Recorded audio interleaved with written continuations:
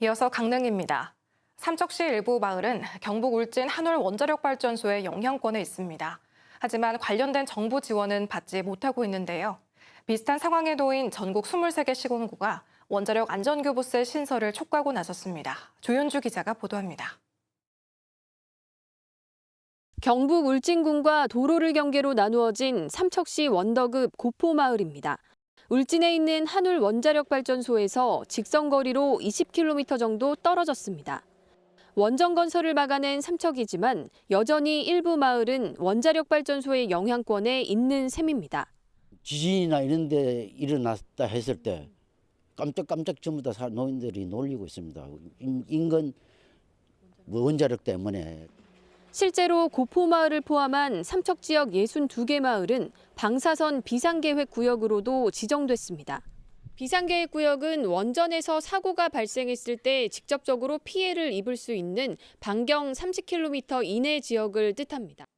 이에 따라 만약의 사태에 대비한 주민 보호 교육과 훈련이 의무 시행됩니다. 하지만 정부나 원전 측의 재정 지원은 사실상 전무합니다. 발전소 주변 지역 지원에 관한 특별법 등 관련 법령에 따른 재정 지원이 원전이 위치한 시군구로 제한됐기 때문입니다. 지방교부세 재원을 늘려 원전 인근 지역에 지원하도록 하는 법안이 2020년 발의됐지만 국회에 계류 중입니다. 법안이 통과되면 시군구 한 곳당 연간 100억 원 안팎의 지원이 가능할 것으로 예상됩니다. 지방교부세법 개정 법률안 통과를 위한 사전 작업으로 삼척시도 여기에 참여를 해서 100만 주민 서명 운동을 지금 7월 달까지 받고 있는 상태거든요. 행정안전부가 재정 부담 등을 이유로 법안 통과에 난색을 보이고 있는 상황. 삼척시를 포함해 이른바 원전동맹을 구성한 원전 인근에 있는 23개 시군구는 공동 대응을 강화한다는 방침입니다. KBS 뉴스 조윤주입니다. 강릉시 강동면 단경골 일원에 사계절 체류형 관광지가 조성됩니다.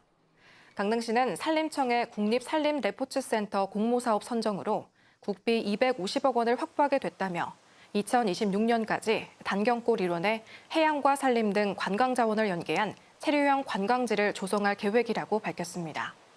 강릉시는 내년 실시 설계 용역을 거쳐 관광시설 등 세부 규모를 확정할 방침입니다. 설악권 유일의 정신건강의학과 입원병동이 속초 보광병원에 마련돼 본격 운영됩니다. 속초 보광병원 정신건강의학과는 78개 병상을 갖추고 있으며 전문의 외래 진료 등을 볼 수 있습니다. 설악권에는 정신건강 진료를 받는 환자가 2020년 기준 13,000여 명에 이르지만 입원 병동이 없어 다른 지역을 찾는 등 사회 문제로 지적됐습니다.